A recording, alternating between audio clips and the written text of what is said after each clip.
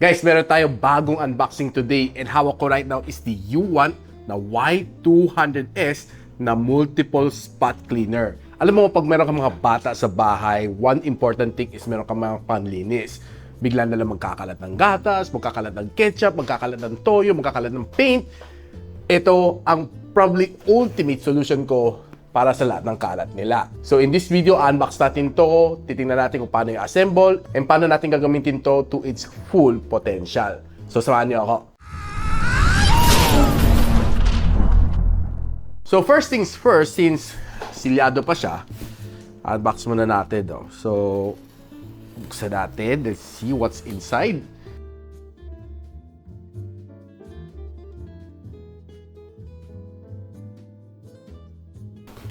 Dalawang box. Boxception na naman.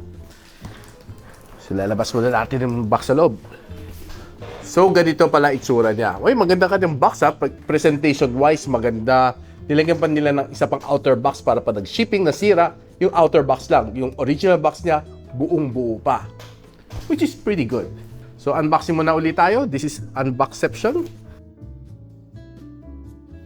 So, ito na. Totoo na to. Uy, malutog. Tanggalin muna natin to. Meron tayong dalawang manual dito. Isa ay para sa kanyang liquid na cleaning agent and isa para sa vacuum. So, nandito ang kanyang hose na pagkahaba-haba. Uy, ganda. Parang mic lang siya ng pang-karaoke, oh. I'm not cute anymore. Well, honestly, marami siyang styro to begin with. Styro na naman. So, ito na. Lalabasin ko na. Uy, malaki-laki siya, ah. So, kita natin, ito kanyang power button, nandito kanyang release button para matanggal mo tong lalagyan na to. Dito pumapasok mga maduduming water. Meron pa siyang hawakan ng hose. Ang dami ng mga iba-ibang heads, no? Alamin natin kung ano mga to. Pero ito, alam ko, pinaka-importante niyang head. This one cleans away everything, mga dumi. And sabi nila, effective daw eh. Meron pa siyang mga filter na kasama. And ito yung pinaka-importante, yung kanyang textile cleaning solution. So, this one, imimix natin ng tubig and ilalagay natin dito sa tangke na ito para makalinis. So, right now, let's put it into action. So, this is yung kanyang water na bottle. Ito yung kanyang vapor na bottle or steam, no? So, there's two head. Mostly, gagamitin natin is this one. May kasamang brush para maglinis siya. But, pwede pa rin gamitin itong isa if you want steam lang lumalabas. So, try muna natin this one, which is yung kanyang pinaka bida na product. So, snap mo lang siya dito. Yan. So gusto mo i-release, pindutin mo lang ito, i-unlatch mo lang siya, tanggal na siya. Mabilis lang naman siya gamitin. So, kung gusto mo linisin to, all you need to do is just remove this one, linisin mo lang to with running water. Kasi dito papasok mga dumi. Makita mo siguro later once we start to demo. Okay?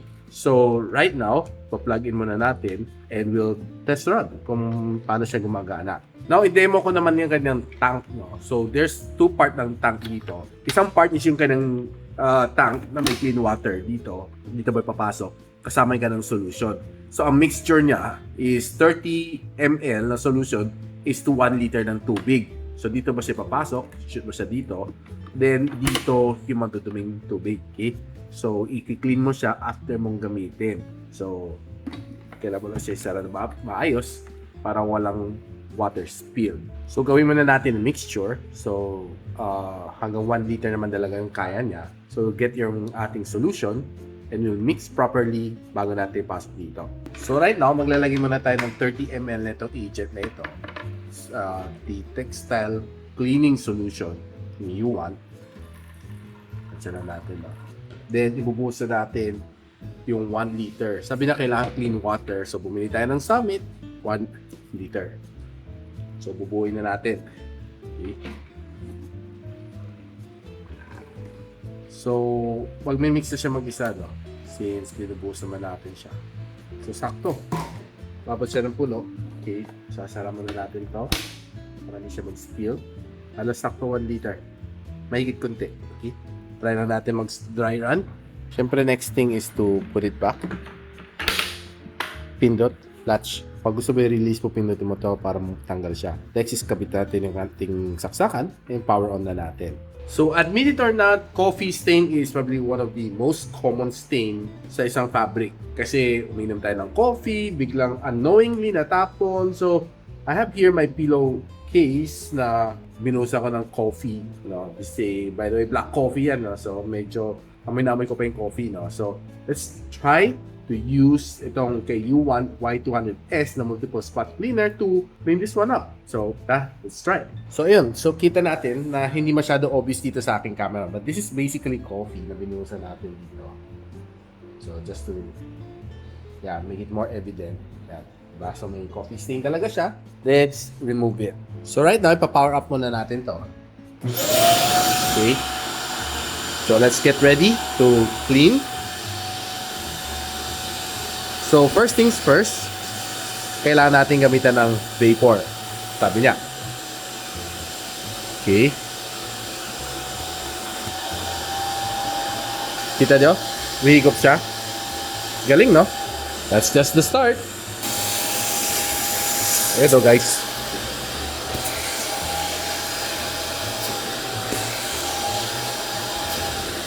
Color brown siya, pero na yan, namuti, oh. Galing.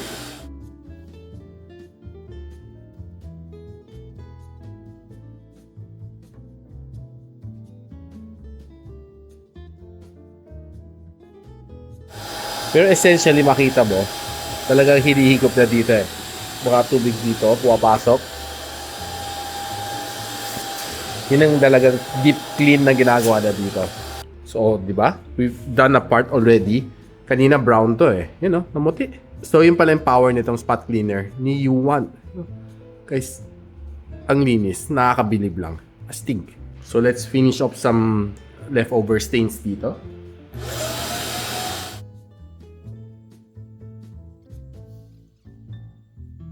So, kung nadumihan na to, and you want to clean it, just remove this one and running water lang. Kita na guys, sa mga coffee. Ganun pala. Effective nga talaga siya.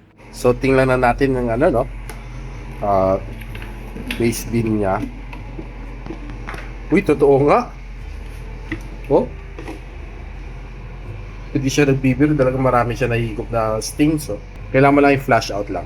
So guys, nakita mo na yung capability nito U1 na Y200S na multiple spot cleaner. And honestly, sobrang okay siya maglinis. Especially kung medyo may mga smudges sa carpet, sa kama, sa pillow. And you can call this one to the rescue. Lalo kung meron kayong mga kids sa maliliit, makukulit at nagkakalat sa loob ng bahay.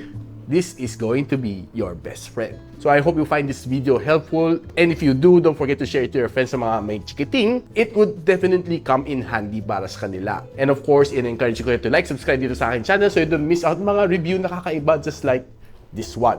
So paano yan? Hanggang dito muna ako. I'll see you on my next video. Peace out. And so, ako para sa Richmond and you're watching Gadget Sidekick. What's up? Like and subscribe to my channel. Don't forget to hit that notification bell. For one of my latest uploads, click the dito. And for one of my popular uploads, click here.